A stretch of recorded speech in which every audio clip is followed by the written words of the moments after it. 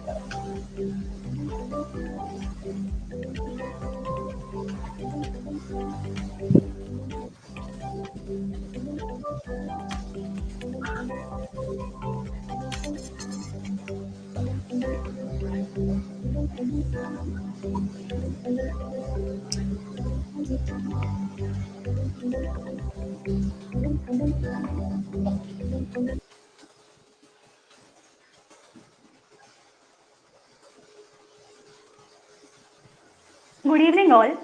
Myself, Bhagyashree, Assistant Professor, Vivekanand Education Society's College of Pharmacy. I welcome you all to day 3 of this seminar, of this webinar, Design of Experiment in Pharmaceutical Development and Research, a primer for academia. To start with, I would like to thank all our viewers for their overwhelming response for 2 days of this webinar.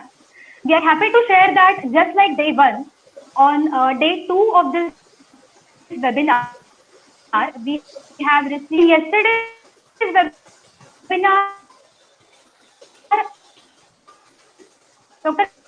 Gandhi opened it point 1 after giving elaborate explanation to all the answers of all the questions.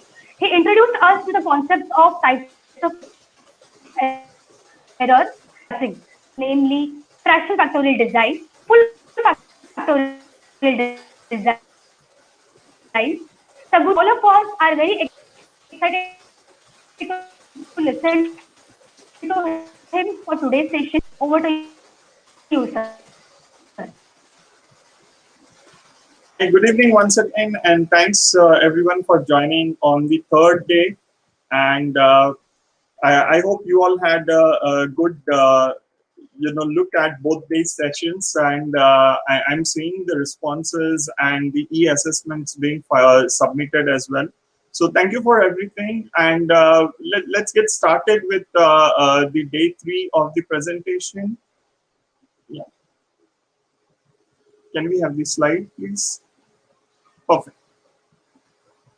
Okay, so basically, as you see today, we are going to discuss about some more advances. We do start with the disclaimer as usual.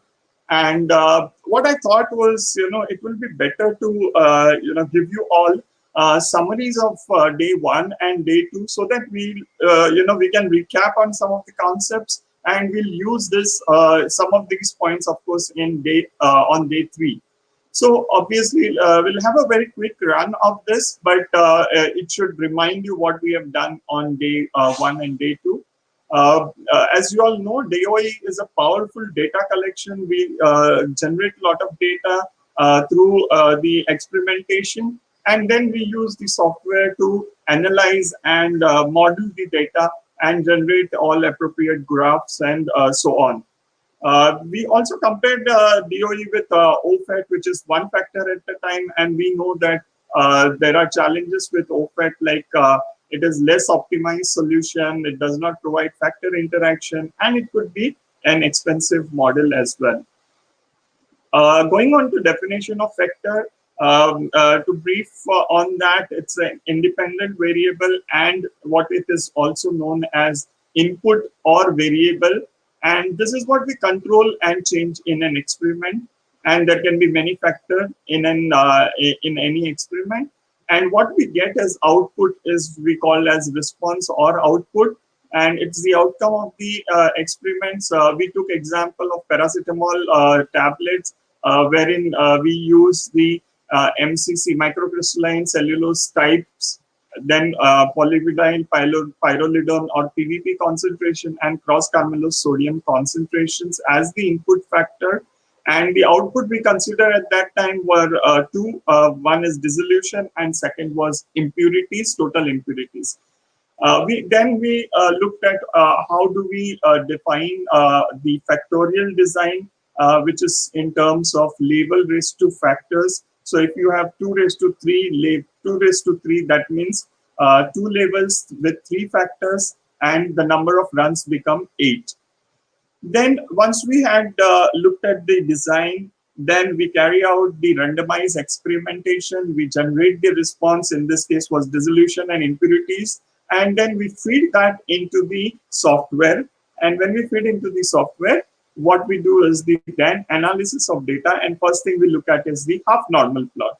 Now, half normal plot is the graphical tool which uses ordered estimated effects, and it helps us to determine which factors are important and which are not. A similar output from another plot, which is Pareto chart, also can be also was discussed on the day 1. Then we said that all the results that we see from half normal plot or Pareto chart must be validated or confirmed using ANOVA model. And in ANOVA model, we said p-value less than 0.05 indicates the model terms are significant. The 0.05 value is the type 1 error, if you remember yesterday's presentation, and it is termed as alpha or label of significance. And when we say 0.05, which means that we are 95% sure that the response or the effects that we are seeing is because of the different levels of factors and not because of noise. So that's the ANOVA model. Then we go on to the residuals. We also discussed yesterday again about residuals, that residuals are nothing but, we determine them by subtracting the predicted response from the observed response. And this tells us what is the, what are the residuals. And then we looked at, in terms of residuals, we looked at what is the residual plots. And we also looked at the megaphone effect, right? Last thing we said that model confirmation is the last stage that we should be considering. It gives the experimenter confidence that the statistical results can be extrapolated to the future work or further work. I hope these things are clear and provide good revision of day 1. Let's look at the day 2. So we then day 2 looked at factor interactions, which means that when effect of a factor depends on the label of another factor, that is where we say that the factors are safe to be interacting. We took this with an example of a cake, and we looked at different factors. I particularly explained to you the effect of temperature on sweetness or effect of temperature on the consistency of the cake, where we saw that there could be an factor-related interaction. Then we looked at aliasing, which is also known as confounding, and where when these occur is that where when we have 2 factors which are set, or 2 factors or interactions which are set at identical levels throughout the experimental design. And I think probably you will recollect that the 2-factor interactions are not the actual experiments that we conduct, but software uses them based on the software, the statistical design that we have used. What we always do is the factors, their concentrations, and then we determine the response. So we don't look at the factor labels at the time of designing an experiment, but this is the part of the design calculation, and therefore you may end up with the aliasing factors. Then we looked at the resolution part, and we said it is the degree to which design of experiments can differentiate levels of interactions. We looked at different kind of fractional factorial designs. We compared full factorial design with resolution 5 and resolution 3 designs, and we also looked at that the resolution 3 design was not giving us any idea about the interactions, and we saw that these are the kind of order that for main effect we saw that full factorial and resolution 5 design gave us same significant effect factors, whereas in resolution 3 we did not see one of the factor. I think it was factor C which was missing there, and that happens because that factor did not have a very significant effect. So in terms of main effects in a screening design, you may still lose out on one of the factors if your factors do not have significant effect. And in terms of two-factor interactions, we saw that full factorial is better than RISO 5, which is much better than RISO 3, because RISO 3 does not give us any factor interactions. Then we did other screening designs like Plackett-Berman and Takuchi's design, and we said that they are used when we have to screen many factors and no interactions between factors are anticipated. So this was a quick recap of what we have done so far. And then I also looked at the e-assessment, and I picked up some of the questions where I saw that the response was a mixed kind of response. Now, the first question I picked up was the type 1 error, and I see both the answers given. In fact, I see that the correct answer is given by only 45% of the people who have attempted this. The point here is that type 2 error symbolized by alpha, that's true. It is also called as the level of significance, that's true, but it is not false negative error, it's the false positive error. And I want you to remember the example which I showed you, because that is something which is a very striking example. And just to recap on that, I showed you this example of a pregnant lady and a maid, another maid. And then if you see that a false positive, that is the report for the male person comes as the, he's pregnant. Now this is not possible. So this is called as the false positive and not the false negative. So that's why the statement has to be false. Second is the two-level interaction is not likely to be observed in which of the following designs? Fractional factorial, Plackett-Berman, Taguchi's orthogonal array, and then all of above. Now, when I wrote this question, I was referring to particularly, fractional factorial with a lower resolution, because you know that Plackett-Berman and Takuchi does not give you any interaction. So the answer to this is all of above, because these are screening designs, and in screening designs, we do not see two-level factor interaction. So 40% of you have got that correct, but remaining, there were answers, people selected all options. So that's why I thought it is important to clarify on this point. Going on to the next question, which of the resolution design can be used for screening DOE with resource limitation? Now, the keyword here was resource limitation. Say resolution 2 design is never used. So we have to just, remove it. It is only for academic purpose that we should know that there is something called resolution 2 design. So that's ruled out. But still, I saw 15% of the people have selected it. So let's get it clear that resolution 2 designs are never going to be used. Then we are left with resolution 3, resolution 4, and 5. Now, resolution 5 obviously is going to give you a very high number of runs. So we have to kind of remove that also. Now, the choice is between resolution 3 and resolution 4. Theoretically, both the answers are right. And that's what I see, that more than 70% of the people have got either of this option. And that's where I put the word resource constraints or resource limitations, which mean that either we cannot conduct a lot of experiments because of constraints of cost or any other constraints. So when I have constraint, then I want to reduce the number of runs, and when I want to reduce the number of runs, I would go for resolution 3. So the correct answer for this was resolution 3. Probably the last part, for determination of only main effects, which of the following is true?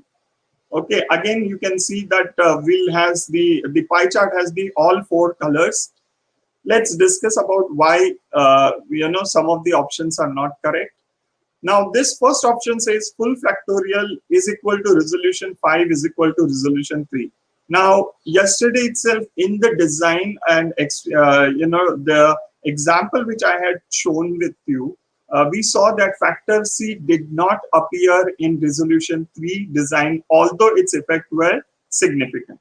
So that means the first option is ruled out because you are not able to see only main effect, which is, all the main effects, I should say. So that's where this is not right. Then next is full factorial better than resolution 5, which is equal to resolution 3. Again, this is not true because resolution 5 and resolution 3, we did see the difference. Again, the factor C appeared in RISO 5 design and did not appear in RISO 3. So this option also is ruled out. The third option is full factorial is kind of worse than resolution 5, which is equal to RISO 3. So this is not again possible because full factorial is the best design among all 3. So the answer actually what I was looking for is none of the above. The maximum number of people who attempted, that is the 33%, still got that answer. But probably I thought that you would get confused between 1 and 4, where 1 could be a potential answer because where we are able to see main effects in all 3 studies, all 3 designs. So this was the next part of it, and that was probably the last question. And with that, we move on to the day 3 presentations. We are already into 15 minutes of today's time. So let's start with the concept. As you would have noticed that every day I start with some concept, give you some idea about this concept, and we see this application of this concept in the subsequent example. Now, this is something very important. Now, lack of fit. Now, when we say lack of fit, what does it mean? Now, you may have, let's say, 5 data points, and you're trying to plot these 5 data points onto, on an X and Y axis in a chart paper, and you see that whenever you are trying to draw a trend line, you are not getting all the points on the trend line. And when you don't get all the points on the trend line, then you know that you have to do some compromise wherein you will take either the maximum points on the trend line, or what you will do is you will try to draw a trend line in such a way that all factors, all points rather, are at equidistant, some are plus, some are minus, so that you get a very good fit or very good line. Now, what is the parameter that typically we look at it? We look at the R square. Those who are into the validation, those who are into dissolution method development and so on, or even UV method development, we always do linearity. And when we do linearity, we look at the R square value. So when you have a poor R square value, then obviously you know that the data is not fitting into the trend line. When we say poor, again, I hope you all might be aware that the R square value close to 1 is the best value, and close to 0 obviously is the worst value. Now, when we look at the factor, when we look at the design of experiments, you are not going to get very high R square values like we get in the say UV calibration curve or dissolution studies or so on. What we are going to do a comparative evaluation across the different designs, and we will see which R square value, which design gives you a best R square value. And typically in the examples which I mentioned, you use only R square value. But in case of design of experiments, we use three terminologies: R square, adjusted R square, and predicted R square. And the predicted R square is the one, and adjusted R square, sorry. These two are the ones which are very important to be considered. Okay, so that's where that's what it means with lack of fit. We'll still go through this. So lack of fit tells us whether a regression model is poor model of data or not. Understand also the term, it talks of lack of fit. It's not talking of goodness of fit. So that's why the word poor is there. So if you say there is a lack of fit, which means that data is not fitting well, which means that model is poor. Okay. Then why this could happen? Because we made a poor choice of variables, or it may be because important terms weren't included in the model, and so on. There can be many other reasons like poor experimental design also, or we have unusually very high residuals. So all this could lead to something called as lack of fit, and this is analyzed, or this is revealed in the ANOVA table itself. So we will see in the subsequent examples about the lack of fit.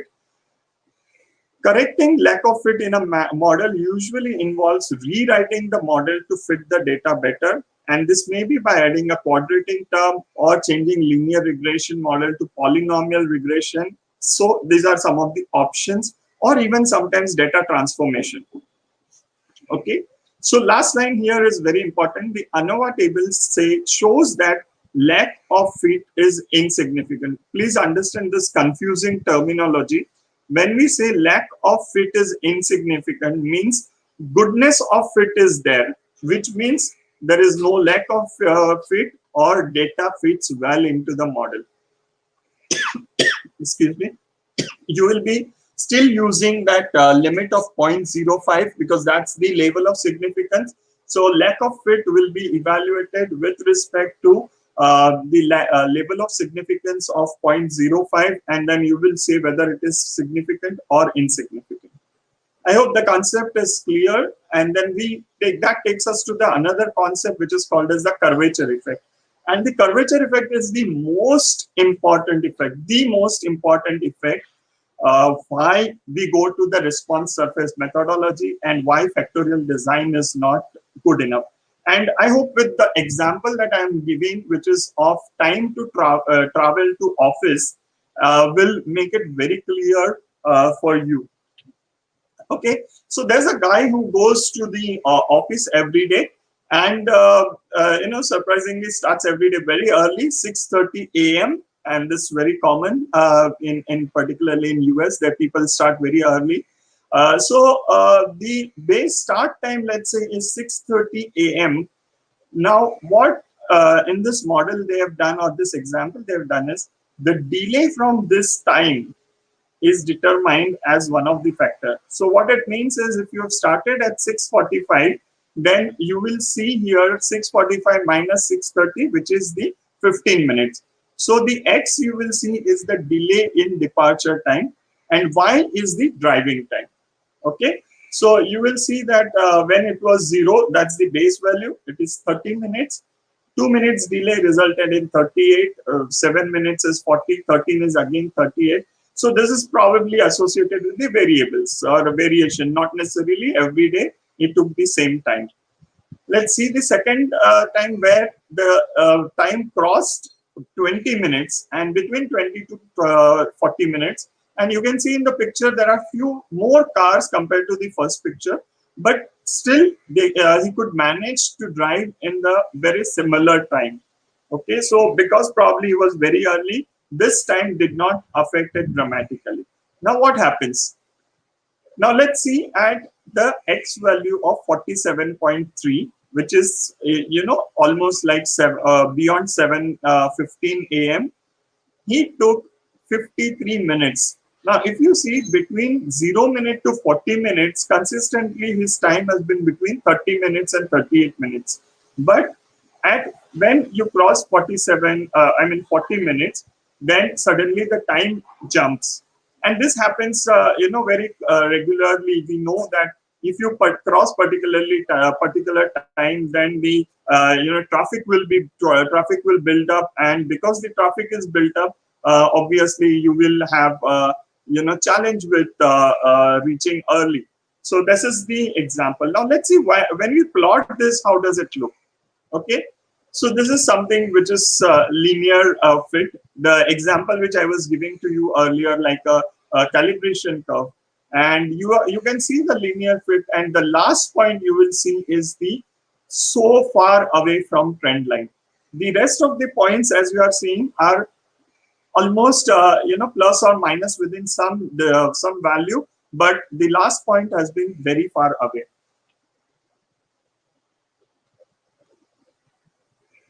Okay, so if you see ANOVA table, there you will see two things. One is model. The model fit value, or not fit value, the model probability value is 0.09, which is greater than 0.05, which means that the model that is selected, which is the linear model, is not good enough. And you can confirm the same with lack of fit, which is given as 0.089 value, which is again greater than 0.05. So both these terminologies say that there is no good fit. And why this is? Because there is a curvature effect. Now we'll see how we have in this example resolved this. Now you see this, again, I have not taken the graph with respect to quadratic term because it does not work. So we have gone on to the cubic term, and you will see in the cubic term, this is what the graph looks like, which is very peculiar curvy graph, I would say, and that's where we say the curvature effect. So if you see the model, now the model is 0.0022, which is very low. And when you compare with our target value of 0.05, which means that model is significant, then these are some of the factors. Now you are seeing, if you remember last 2 days when we were looking at the ANOVA table, we were looking at either a value which was a particular factor like factor A, B, C, or D, and then we were looking at the interactions A, B, B, C, C, D, or A, B, C, and so on. But we never looked at term like H square or A cube. And this is what brings, these terms are brought in because of the curvature effect. Now you are seeing that A factor has still significant effect because it's less than 0.05. B, sorry, not B, but A square also is significant because it is also less than 0.05. The most significant is the A cube, which is called as a cubic parameter, which is much lower than 0.05 compared to other two. Now let's see at the lack of fit. Now you will see lack of fit is more than 0.05, which means lack of fit is insignificant, or in other words, the data has a good fit. Okay. So that is the concept of curvature effect that I wanted you all to understand. And we will deal with this little more in detail again with the example. So let's go to the first design today, which is factorial design with center points. And this is the example. So we are taking again a very similar example, our paracetamol immediate release tablet. And here we have taken three factors, which is microcrystalline cellulose concentration, cross-carbonylose concentration, and PVP concentration. And again, to simplify, I've taken only one response, which is dissolution. Here you can see that it's a typical 2⁵ kind of design, which is 8 runs. So first 8 runs are factorial runs, and then we have added 4 center points. And these center points are very important from the design point of view, and why I will tell you in the subsequent slide. But we have taken 4 center points. I'm not sure whether you guys have noticed, but the center points are the ones which are having the middle concentration with respect to factors. So if you see factor B, which is CCS concentration, you will see it is the range that we have studied is 10 milligram and 20 milligram, and the center point has the 15 milligram. So it's the middle point of the label for the factors all three factors, middle point is selected. But very peculiar thing, if you notice, is that let's take one example of again CCS. Let's say the standard run 1. If you see here standard run 1, you have a value which is 78.5 with the 10 milligram of CCS, and you have a standard run 3 which is 20 milligram CCS. Now everything else is same. If you see between standard run 1 and 3, what do you get? You get a value of 90% dissolution. What do you get in this is 70%, 78%. Now, if you want to see this, this is actually the best case scenario, because typically you don't expect MCC to contribute.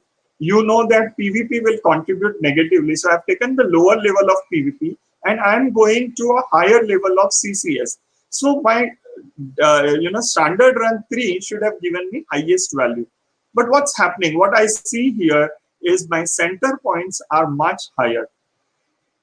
And this is what is kind of a different. So don't consider this as a real value, real kind of observation. It may not be, because really these factors will behave in a trend manner. But for the sake of explaining you the concept, I have taken these values.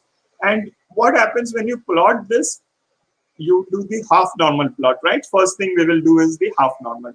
What we see here is that the CCS concentration, PVP concentration, and the interaction between these two are the three significant factors, which is fair enough. We have seen that earlier also. Okay. Then we look at the interaction plots, and this is where the surprise comes. The center points are out of this range of the concentration plots. So if you see this, here you have the lower concentration of CCS and you have the higher concentration at the extreme. Now, when I take the middle point, 15 milligram, I would like to have this data, which is the dissolution data, somewhere here. I'm not sure you are able to see my pointer, but I wanted to have this data in the middle of this line, which is the red line, or for that matter, middle of the black line. But I don't see that data being here. I see data on the top of this, chart, which very clearly says that, there is something wrong here, or we need to look at it further. So the interaction plot shows the interaction between the two factors. The important to note that the center points are on these lines, but significantly higher level. So basically they are at a significant line. They are not on this line. I think there's a typo, but they are on the higher level. So this is what it happens. See, typically when you have only 2 points, you can draw a very easily straight line. Problem comes when you have many points in between. That is where you start seeing the curvature effect, right? At least 2 points could have been here, here, and then you can just connect the lines. And this is what is the typically problem with 2-level designs, because you are taking only 2 points. And that's why 3-level design is always superior against 2-level design, because 3-level design gives you a lot of data. But the problem is that 3-level design will always increase your number of trials. As you know that if you have 3 factors with 3-level designs, it becomes 27 trials. And then if I have to add 1 more factor, then it will go into 81 trials. This is not feasible. So what we do typically is we do a 2-level design, and we hope that, we have the data which is linear. And instead of taking the third, the entire 3-level design, what we will do is we will add some of the center points, and those center points will help us to determine the curvature. So I hope you understand this concept, like we are doing in fractional factorial and full factorial. In full factorial, we are doing entire run, like 2 raised to 5 runs, which could be 32 designs. But if you do 2 raised to 5 minus 1 factorial, then you will do 16 designs. So you do compromise on some runs. So same way here, when you do just 2-level designs, you do compromise on understanding that the whether you have a straight line or not. So and this is very important. So whenever we are doing a straightaway factorial design, that is either full factorial or even for that matter fractional factorial, it is always recommended to add center points. This center points will help you to determine the curvature effect, and this curvature effect will appear in the ANOVA like this. In ANOVA model, if you see here, curvature is less than 0.0001, which means curvature is significant. And when you have curvature significant, what it means is that your data is not linear. Okay. So from this perspective, we have to modify or we have to change the design. Typically, this is very commonly done in pharmaceutical, wherein you do the full factorial design and you will add center point to determine whether there is curvature effect or not. If there is no curvature effect, means this value of p-value goes greater than 0.01, that's on the safer side, then you know there is no curvature effect, and then this term here will be insignificant, and then you can treat that data in the same way as you were treating the data in a factorial design.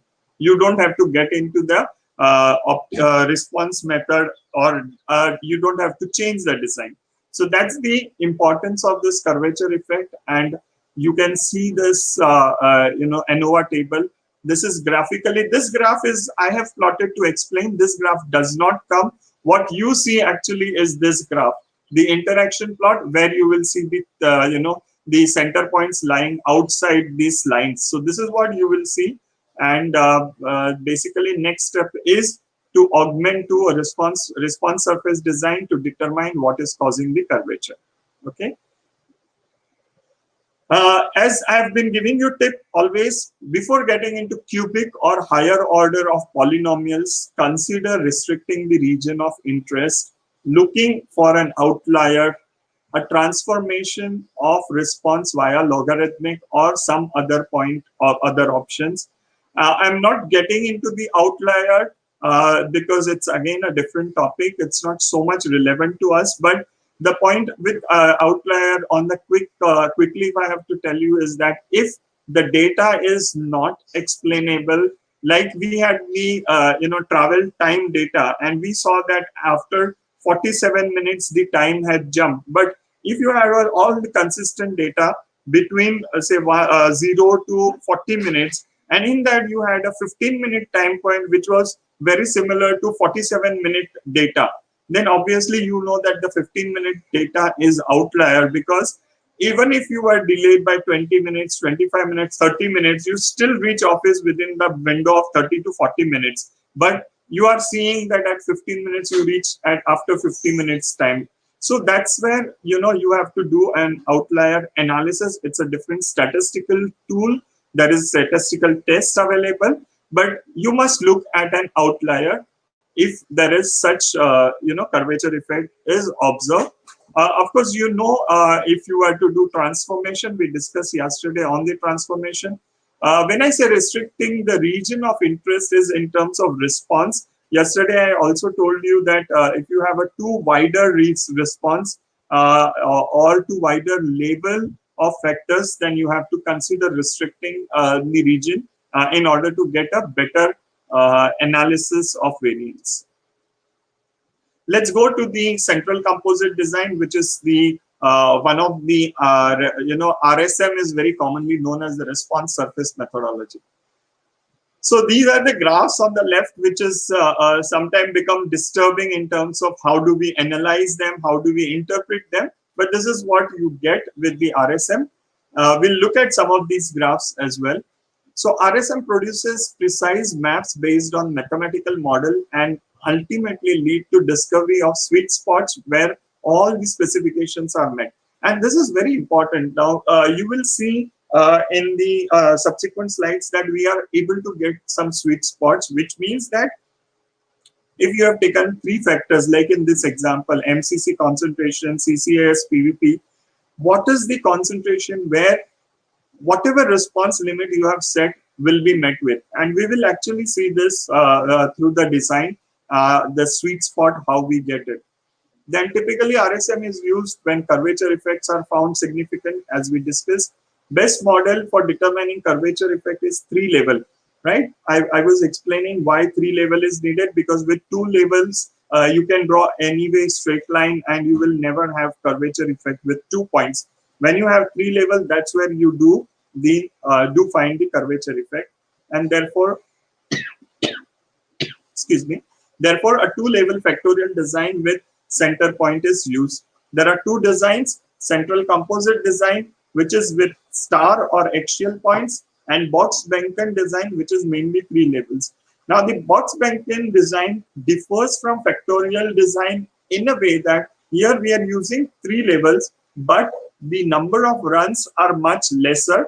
And obviously, even central composite, if you are adding more levels, the runs will be much lesser. We will see this comparison as well. Okay, here is the comparison. 2-level factorial, obviously you get the straight line. 2-level factorial with the center points, you are able to see the curvature effect. And if you have a central composite design, you are able to even do the quadratic or cubic effect. So the curvature, you are able to determine curvature at various points to have a very good fit of the data. Now, if you look at the design, 2-level factorials, you have only high and low, which is denoted as +1, -1. So 2 factors. 3 levels, you add 0. But in central composite, what we have is a 5 level. So we add up 2 more levels, which is called as a -alpha and +alpha. Please note, this alpha is not to be confused with the type 1 error. This alpha is called as the axial or star points. We'll discuss about it more in the next slide. Okay, this is what is a typical factorial design look like. Is the cubic model that gives you very good understanding of the factorial design, where the pink dots on this cube represents the labels of the different factors.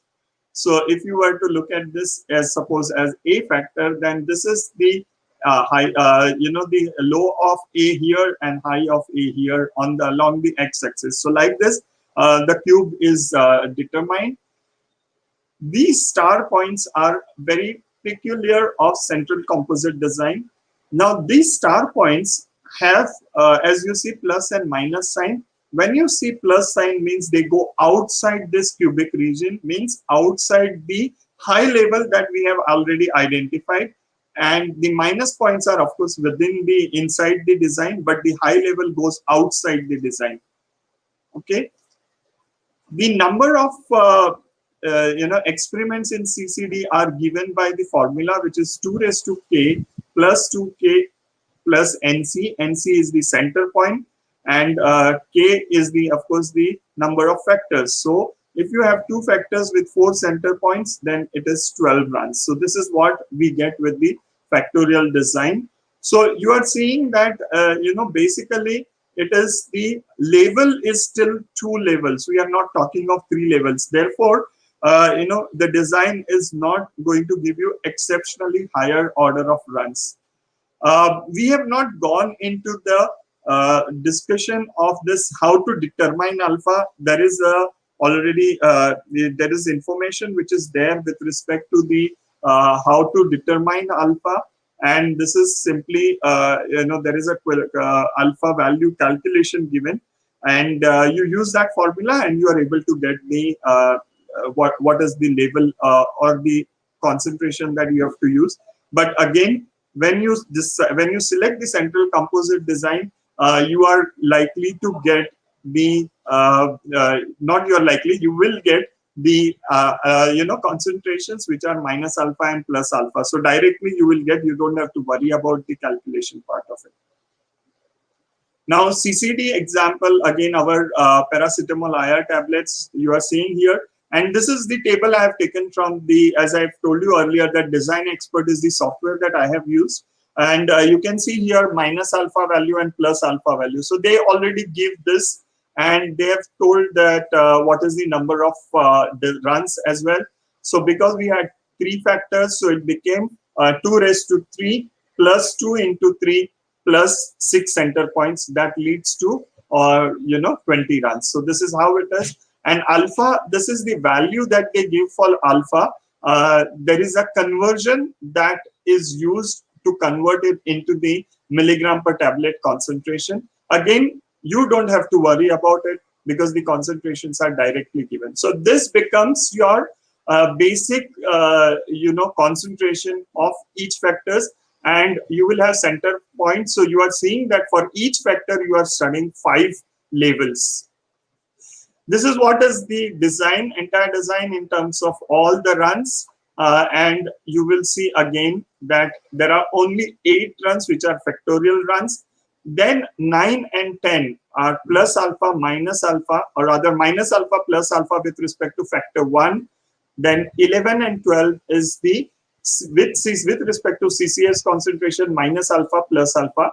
Again, to give you example, minus alpha is 6.6, which is like 10 and 20 is what we have selected. So 6.6 is on the lower side and 23.4 is on the higher side of the levels of low and high that we have identified. And if you see this run, which is 13 and 14, is the PVP concentration 3.2 and 36.6. Now you will see the difference here because the high and low are different in CCS and PVP. In PVP, the high is 30, and that's why you will see the low value also going much lower compared to CCS concentration. And this is what you will see here. And then obviously you have the 6 center points. So this is the entire design. Again, design you will get into the software. You have to feed in, you have to carry out the experiments. Remember, this is the standard run, but you have to click on the run, which is the randomized run. You have to carry out in the randomized order, and you generate the data which is fed into the software. Now let's look at the analysis. So you are aware about the Box-Cox plot, which was discussed yesterday. This Box-Cox plot here says that there is no transformation needed. So obviously we will not be getting into this. Now let's see the fit summary. And this is very important. This is another table that you will have to consider apart from the ANOVA table. And now you will see here 2 effects are significant. The first is linear. Why it is significant? Because p-value is less than 0.05. Then quadratic, that is also significant. Now, if you see here, cubic is also significant. But what they are saying is in the model, the CCD model that we have selected, the central composite design, these cubic effects are alias, and which means that this model is not suitable. So what we need to do is we have to now select between the linear and quadratic. So always remember that when we have to choose between the two, you would prefer going with the higher order model, which is the quadratic here, right? So both linear and quadratic model are suggested. Considering the curvature effect already seen in linear model, it is preferred to have higher order model, which is quadratic, and the same is selected. Obviously, the curvature effect is not the only reason, but we feel that linear model, it will be better to select quadratic, and the software also suggests to select the higher order. I discussed about adjusted R-square value and predicted R-square value. Now you are seeing here that the values of adjusted R-square is much better for quadratic. It is closer to 1 compared to the linear model, and therefore this is also preferred. For the time being, we will skip the consideration on predicted R-square, which is actually negative in quadratic, but there are certain statistical treatment that can be given to change these values. Again, we are not going that because it's going to be quite advanced on that part. Right now, it's very important for us to understand that there is a fit summary table which tells you which are the different models and what is the the p-value and what is the suggestion. So based on this, we will take the higher order, which is quadratic. Okay, this is the ANOVA table. Now you will see that all the effects are listed, and as I was saying earlier, you will see additional effects like apart from A, B, C, AB, B, C, AC, you will see A square, B square, and C square. The square terminologies appear because of the quadratic model that we have selected. If we had selected cubic model, then the cubic terms like A cube, B cube also would appear. Like you have seen in the example of the travel time for car, where we saw that H square and A cube and A also was listed and found significant. Now, what are we seeing significant? So first is very important, model is significant. A term, A factor, MCC we know is not significant. B and C significant. Interactions are insignificant. And B square and C square is also significant. And there is a challenge here because lack of fit is also significant. Now, this is going to remain a challenge because you cannot have a significant lack of fit, which means that the data is not fitting into the model very well. Okay, we have to do some treatment, which you will see a little later in the subsequent slides.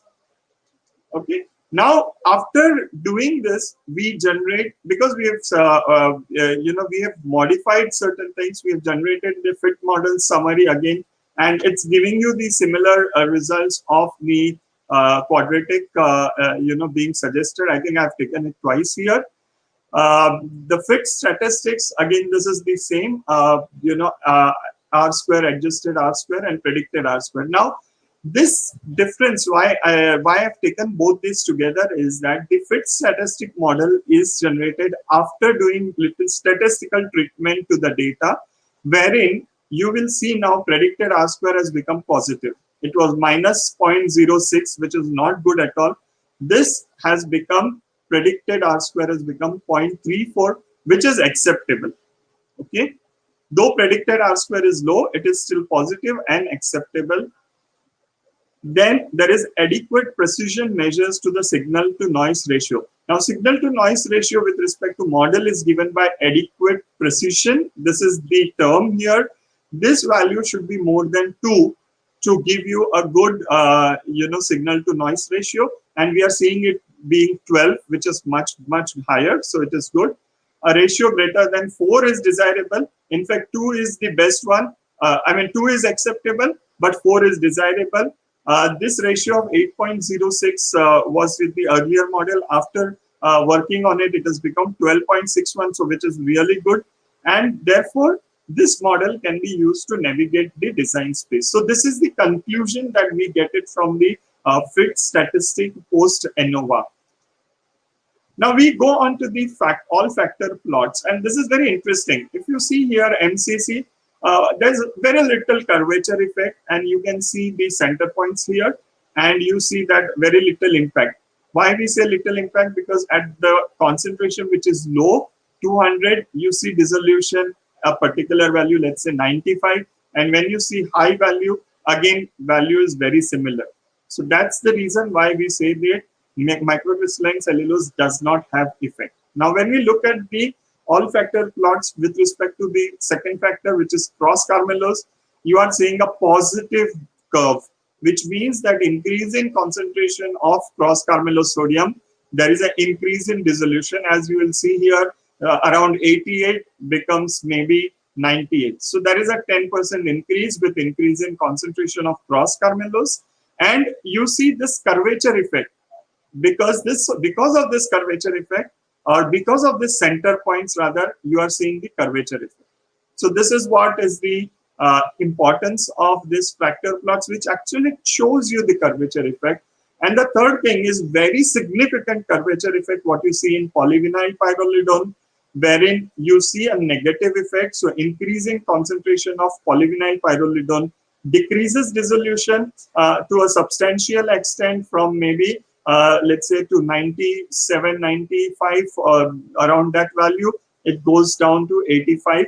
So you are seeing a significant negative effect on PVP, and again you are seeing a curvature effect. So this is what you can look into the different plots with respect to different factors. You see 2 points. You see one as the curvature effect, and second point you will see the extent of effect, be it positive or negative. Right? Let's go on to the next. This is contour plot.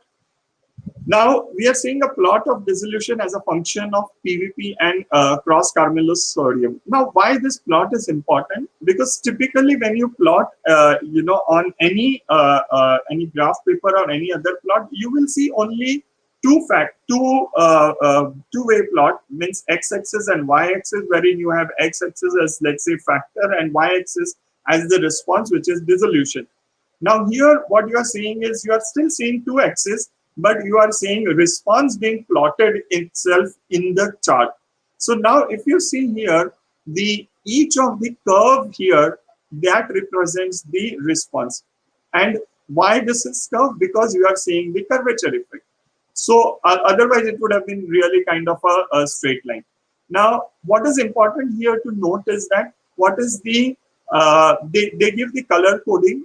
Yeah, here you have a color coding, which is saying that, 99.7 is the red. So like that here also, you have the red, which is close to 100. Now, as you move, away from this red color, the dissolution decreases. Now, if you use this line, which is written 90, I'm not sure you're able to see this value 90.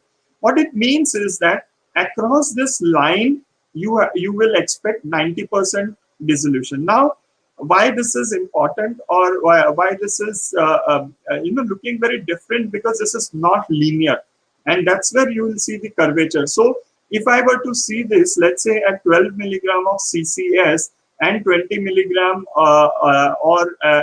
let's say here, say 22 milligram, I will get a dissolution of 90%, a point here. Okay. Now, typically when you have a linear response, then when I increase the concentration of cross Carmelos, I should get a similar increase. But you don't see that happening because there is a curvature effect, and that's where you get these kind of lines here.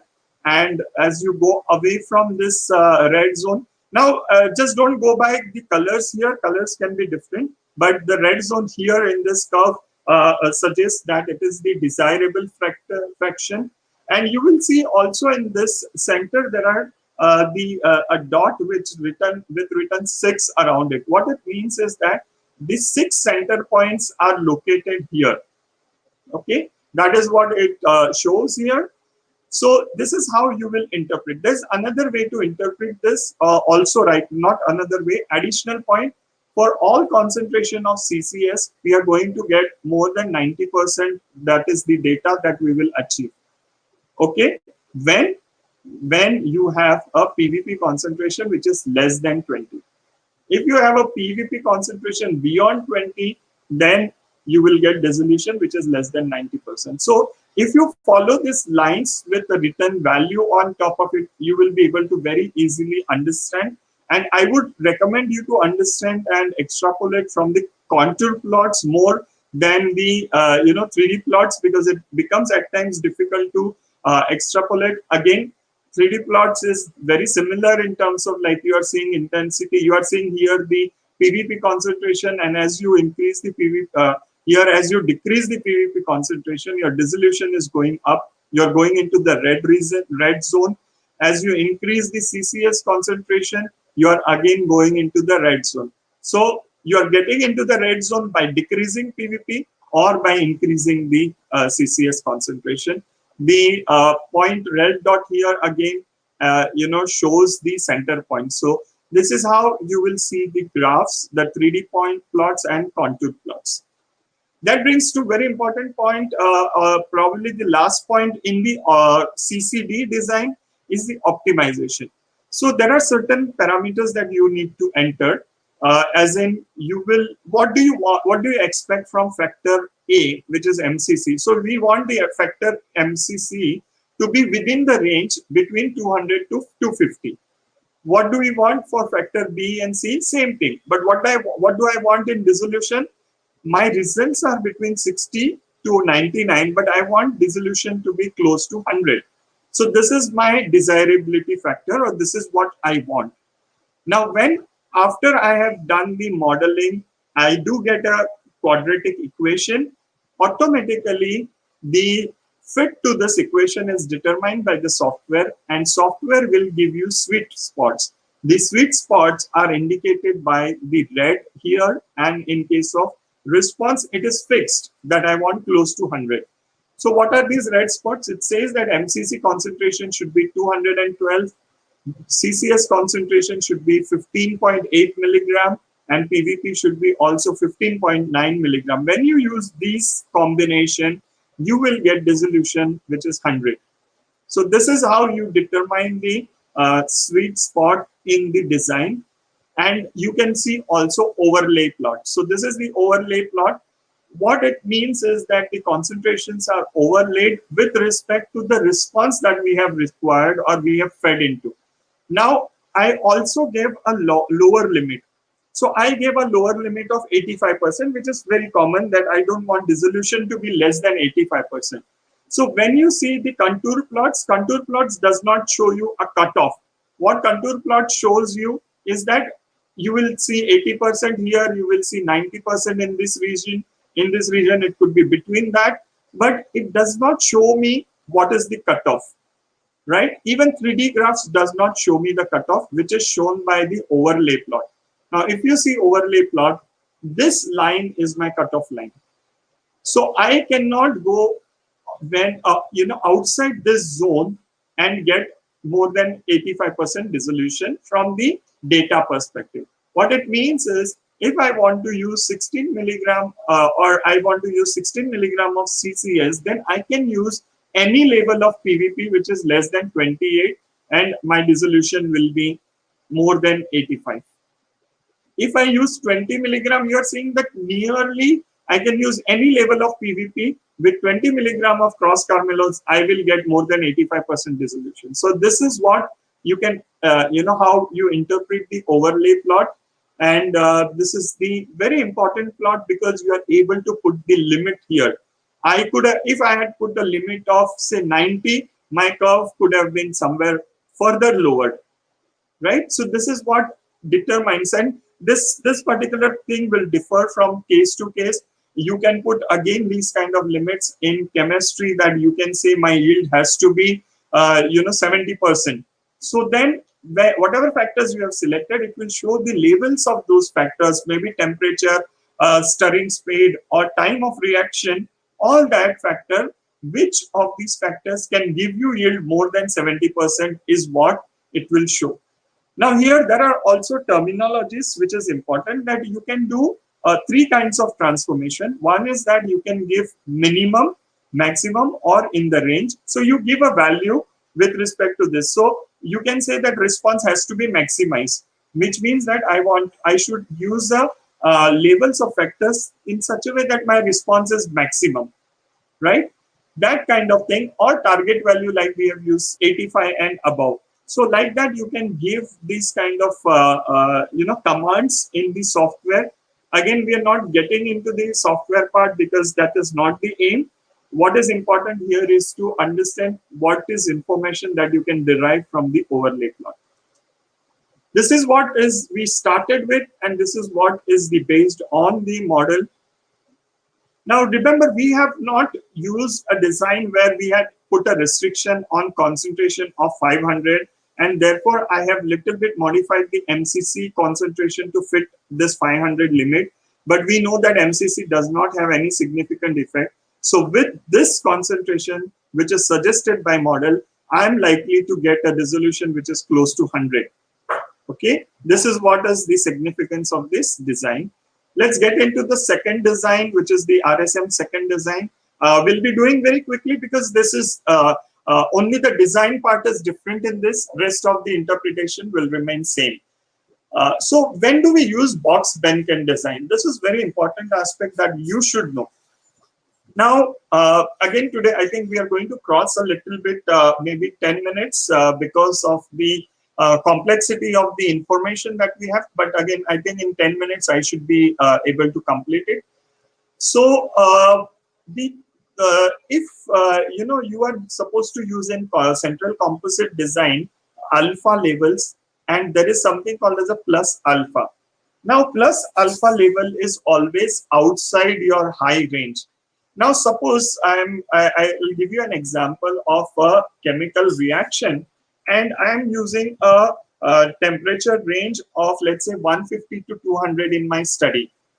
And I know that certainly why I'm using 150 to 200, because I cannot go beyond 210 because there is likely to have some kind of effect. Let's not say that it will explode, but there can be something will happen beyond 210. So if I look at the alpha with this, probably alpha plus alpha could be 215 or 210, which means that I cannot use the alpha label. So which means that I cannot use the central composite design. Now we did not look into there are three types of central composite designs, which are, standard central composite design. Then there is something called as the face-centered central composite design. And there is also inscribed kind of central composite design. I did not discuss because it complicates. So we have restricted ourselves to a standard, central composite design. But when we have such possibility that alpha could go outside and which is not permissible, then we should try to go to the Box-Behnken. So that is one reason for Box-Behnken. Then three label designs are not possible beyond three factor in the factorial design or in the CCD. If you remember in CCD, when we do the number of runs, the first term in the runs is 2 raised to k, which is the label is to factor. So if I were to do three label design, probably the number of runs will be very high. So when I have to do three label designs to get better understanding of the my process or my system, then I would go for Box-Behnken. Again, you will see that the difference is only in terms of how the factors are organized. The labels of factors are organized to give you an experimental design. So when you have a challenge with alpha label, or when you want to do three label designs, you will go for Box-Behnken because it gives a much lower number of experiments, right? So this is the Box-Behnken design with three factor, and you will see here actually the run is less than even CCD.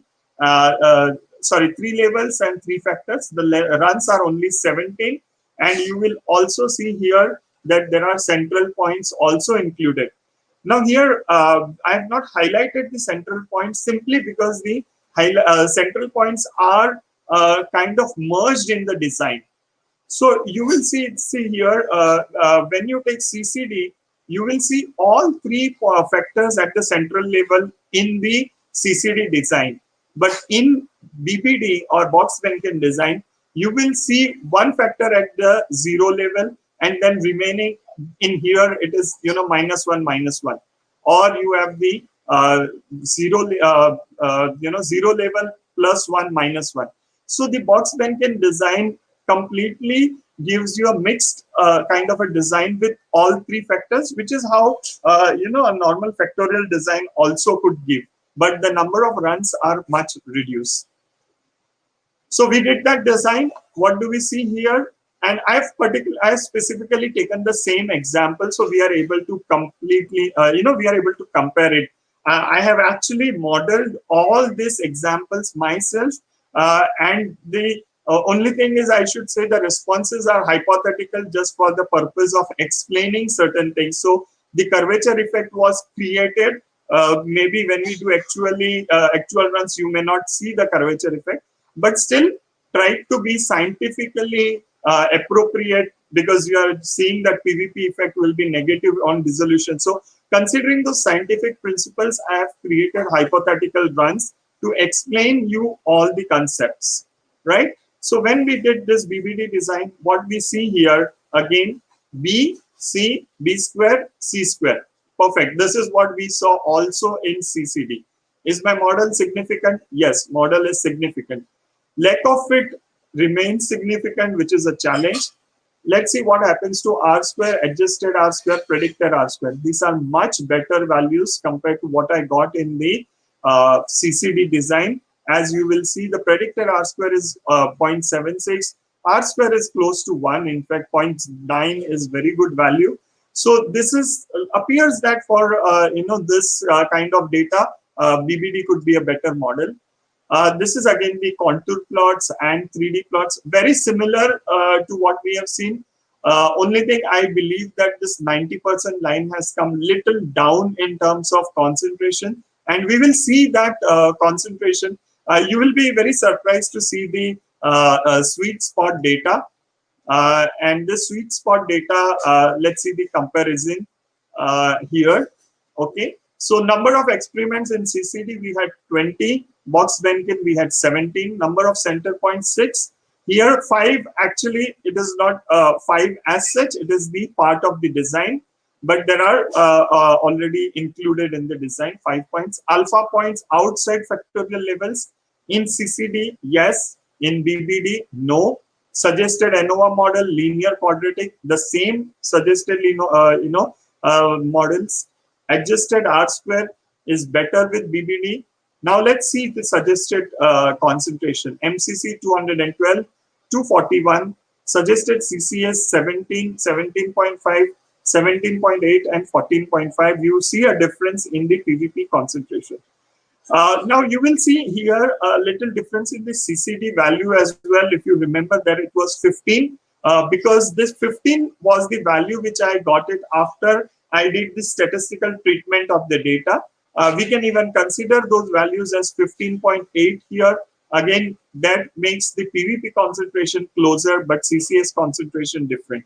But this gives you an understanding that, it is BBD is giving you very similar results. Not always that the R square value, predicted R square value will be better with BBD, predicted or adjusted R square value will be better, not necessarily. Typically, even in pharma industry, typically people prefer central composite design if you have liberty to go beyond their high level, that is B plus alpha level. If you have that liberty, CCD is a better option because you are doing at 5 levels. Whenever you have a multiple points, you are very confident of any line that is drawn around those points. So CCD is preferred over BBD. Now we'll have 2 more slides. This is what is the comparison of screening design versus characterizing and optimizing design. And we'll look at the entire design of experiments in this slide. So screening design, it is used to identify key input variable that influence the process, right? So main effects, when you have a significant main effect, that's where you will use screening design. Characterizing or modeling design, it is used to build predictive equation for the output response variables as a function of process or input variable. So basically what we are saying is we are able to draw a predictive equations. Remember, characterizing or modeling, we are talking when we do not have the curvature effect. When we have the curvature effect, we'll go to the optimizing design or the response surface methodology. And here, what we do, we go one step ahead and we are able to locate even this sweet spot of the process within the modeling equation. This is what we do or achieve with optimizing design. Now going to point 2, screening design, they are subjected to variable confounding and missing variable interactions. We know this, I've told you repeatedly. In characterizing, you are always likely to get very good understanding of the main effect and also variable interaction. And optimizing, obviously, because it has a 5-level or 3-level design, it gives you very high level of process knowledge. Point 3, screening level, obviously it is fewer runs and low cost because where you are screening number of factors with fewer runs. Characterizing does result in increase in runs and intermediate cost, and optimizing many replicative run and high cost. So replicative run means you are, you should be doing the entire, some of the runs, like we saw the concentrations that predicted or the optimized concentration from the design coming. If you use this concentrations, you need to verify this concentration, means you have to do the experiments all over again with this, and which is very important with the important aspect of the optimizing design. So it can lead to high cost. Screening design, high input variables that can be screened. Characterizing, relatively lower input, and optimizing, you don't want to do optimizing designs with many variables. So it's only selected variables. What are the examples? Fraction factorial, Plackett-Berman-Takeuchi's orthogonal array, as we saw yesterday, is the screening design. Characterizing is the full factorial, and higher resolution fractional factorial, where you are able to see main effect as well as interactions in those designs. And the response surface methodologies, which are BBD and CCD are the examples of optimizing designs. Now let's look at the decision tree. If I have known factors and I know that they are not very high in numbers, then probably I want to skip the screening phase. I want to go directly to the next phase. But if I have unknown factors, many factors, then I must do the screening. What are the suggestions of designs? Fractional factorial, Plackett, Berman, Taguchi's. Now, what is the next phase? Characterization phase. So, what do we do here? We estimate the effects and interactions. And what do? We look at the curvature. Do we have curvature? If you say no, we'll go straight into the confirmation design after characterizing that, like full factorial study design. And you remember that if you want to determine curvature effect, you must include the center points in the design. Then only you can find the curvature effect. So that's what is the characterizing phase. But if you see curvature effect, then you have to go on to the next phase, which is optimization phase, where you will estimate effects and interaction using different design, which is central composite design, Box-Behnken design. And at this point in time, you'll be able to also do the find out the sweet spot in your example or in your process. And then you do verification phase, which is confirmatory phase.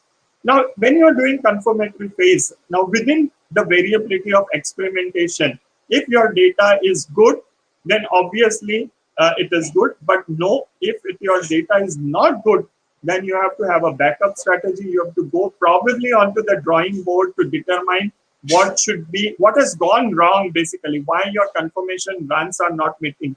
Did you select wrong model? Did you select the wrong, from linear or quadratic or cubic? Did you not select the right one? Did you have an outlier in your design which you missed? Did your data require transformation? You have to look at everything, and sometimes you might have to go back to your design itself. Did your design selection was appropriate? So you might have to do all that investigation.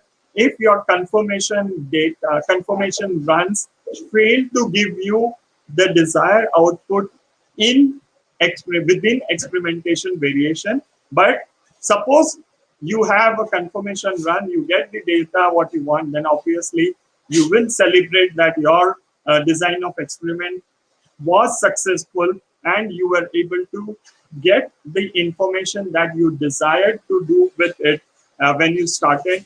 Again, this is the same thing. You want to climb a mountain, and many people will think that doing DOE is like climbing a difficult mountain. So you start with screening experiments. That is, you can say that you want to find the mountain or you want to find the path to reach to the mountain. Factorial, fractional factorial will help you to go closer to the peak, and the response surface methodology will be helping you to climb it. So this is what is the region of interest in a different analogy. And I hope with all this explanation over 3 days, when I started DOE session, I said that many people feel overburdened. Many people will feel that they need help on DOE. Many people will feel that the DOE is not design of experimentation, but it's like dreadful experimentation. So I feel that after this 3 days session, you feel like this, you feel confident in using DOE. So this was the last slide. I missed giving you references, but when we give you the certificate at that time, I'll try to give you some important references from where I have referred with respect to this presentation. So that brings to my last slide. Thank you so much and wish you all the best with all your design of experiment. Again, I will apologize for taking 15 minutes more, but I thought it was very important and I didn't want to rush with the complex terminologies and the designs that we are discussing. So thank you so much once again. Thank you, Anil sir, for that informative and a very lucid explanation.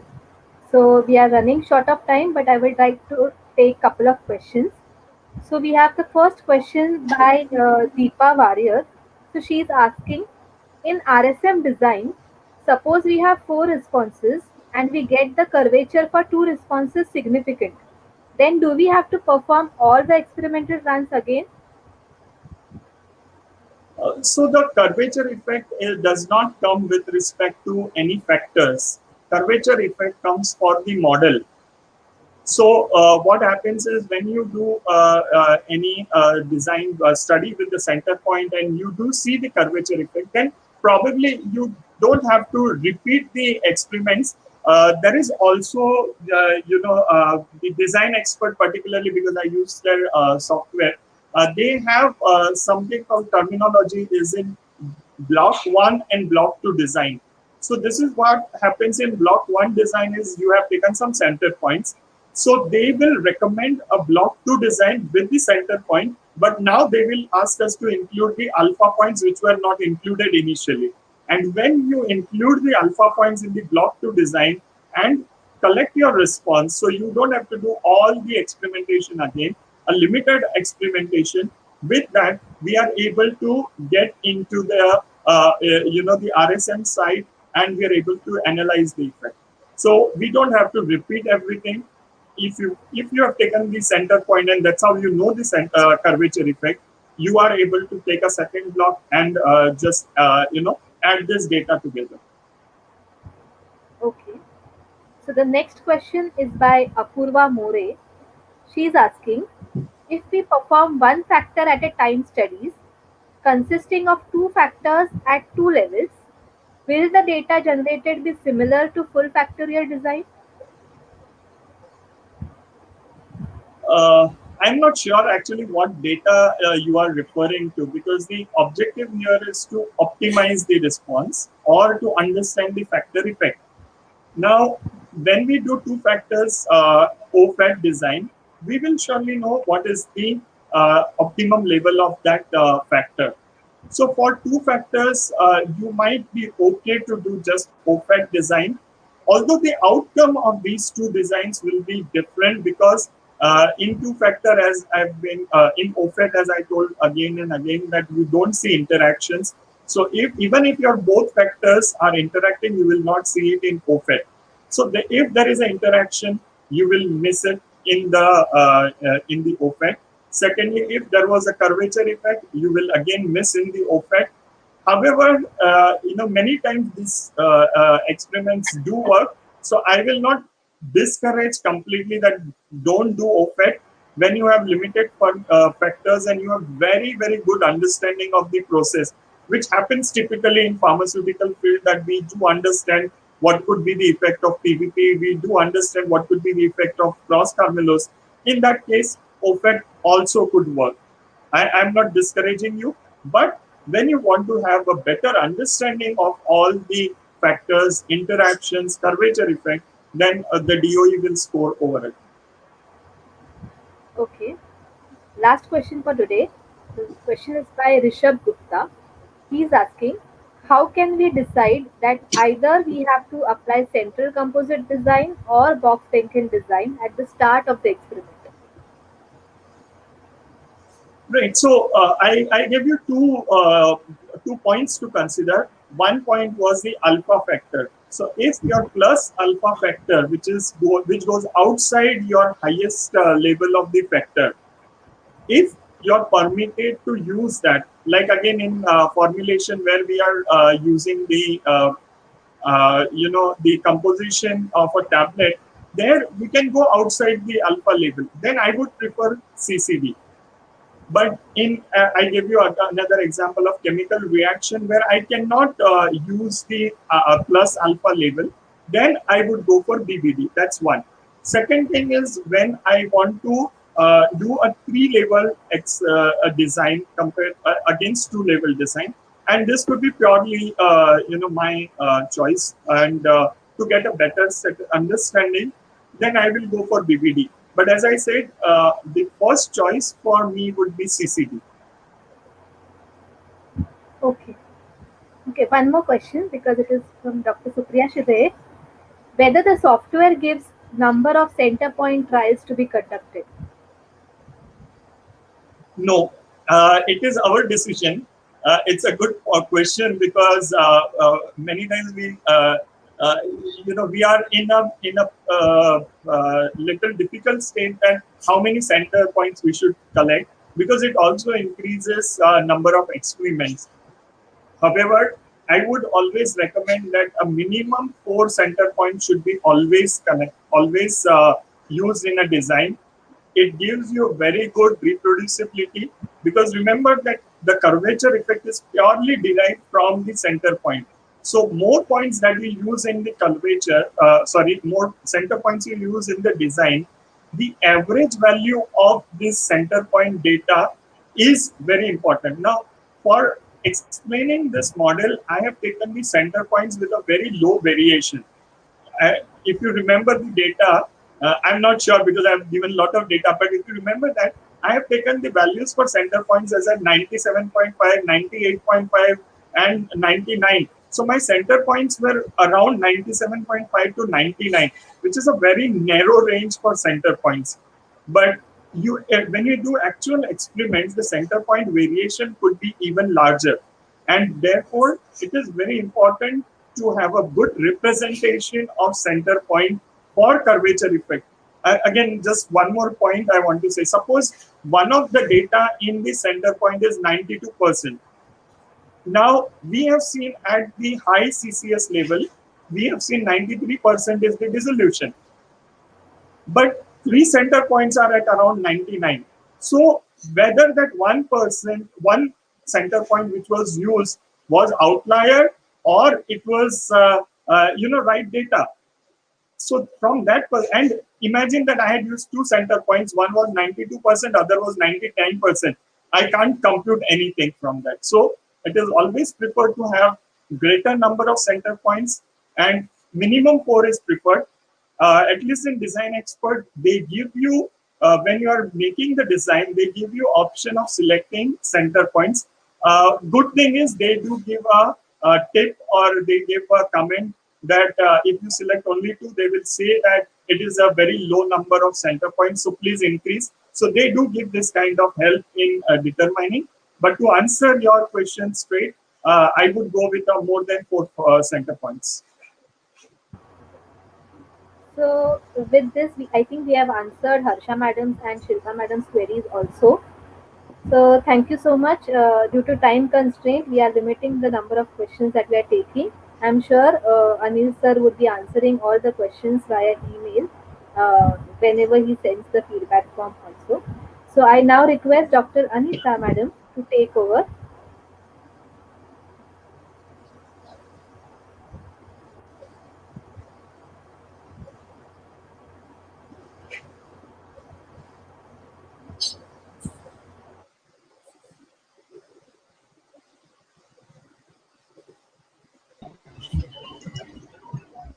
Good evening, everyone. At the outset, I would like to thank Dr. Anilkumar Gandhi for delivering a very informative session on design of experiments in a span of 3 days in a very simple yet effective